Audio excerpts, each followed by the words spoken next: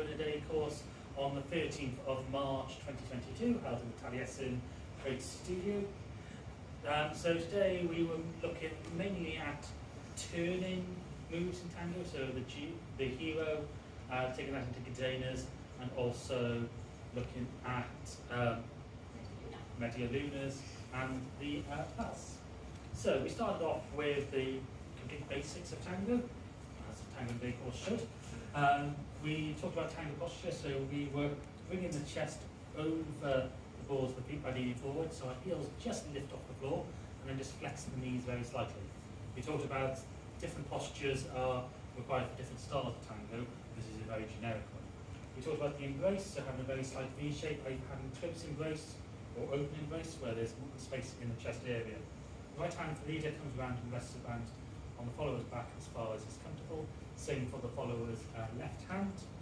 The leader's left hand and follower's right hand, the elbows face down, and the follower's right hand rests on top of the leader's left hand, and there's just enough tone to keep this hand in position.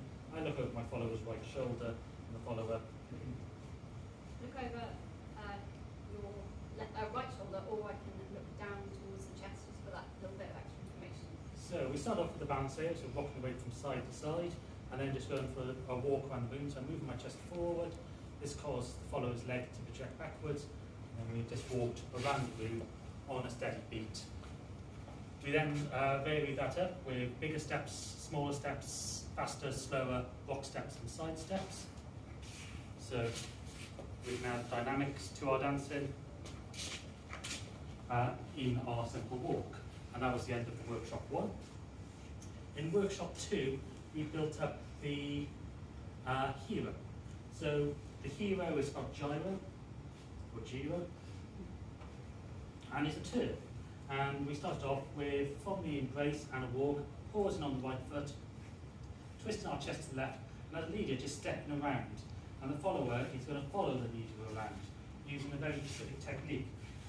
So when she takes a side step, she's going to sidestep around the leader, so making sure this is a good side step. When she steps forward, she's going to arch her foot around, because she's always trying to get back in front of the leader's chest, twisting the chest of herself, which builds a torsion in her back. And when she releases that torsion, she's going to flip back around in front of the leader, and she can step around. We can also do this in the other direction as well, which aids with dizziness. We then modified this so every forward step was actually a back step, which is slightly unusual. So for this, I was making sure my chest is staying in one place and twisting it to the left, but this causing my collars to pivot backwards.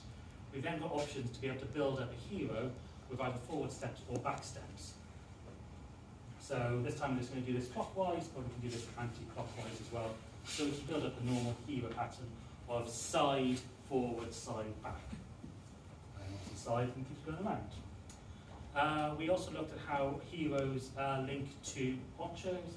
So if we wanted to reverse the motion of a hero, so if we're going around in this position, we can stop it at any point and then turn the hero the other way. If we stop it in the pivot phase, so in the forward pivot, we can over pivot her around and reverse the motion of the hero.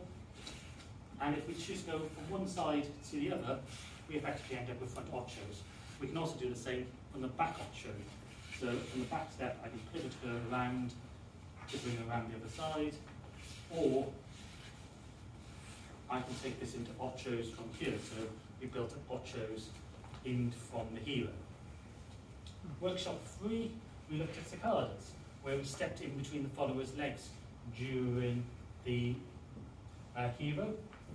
So it doesn't matter which foot I step with, so I can step forward with my left foot, but the important thing is I'm transferring my weight, and this causes me to pivot towards my follower.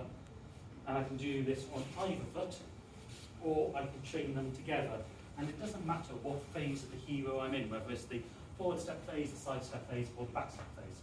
What does have an effect is if she is in the back step phase, what will happen is that this will lead her into a Boleos.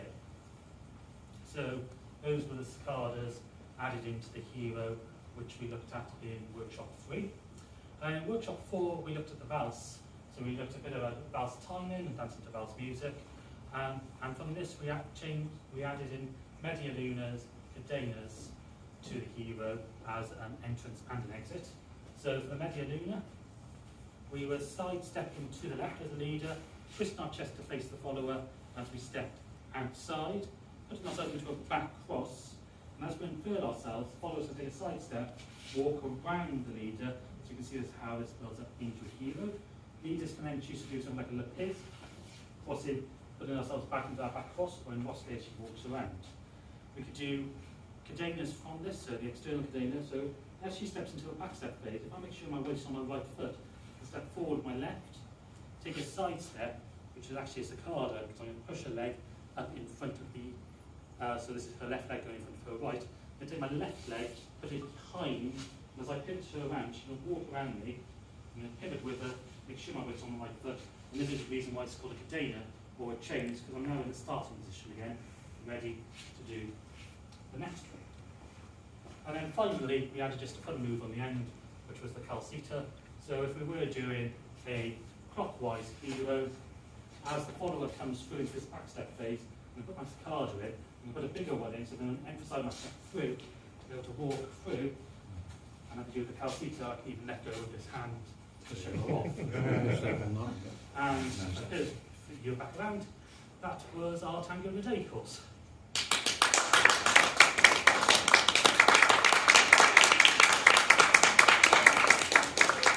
Thank you for watching this Urban Tango Nights recap.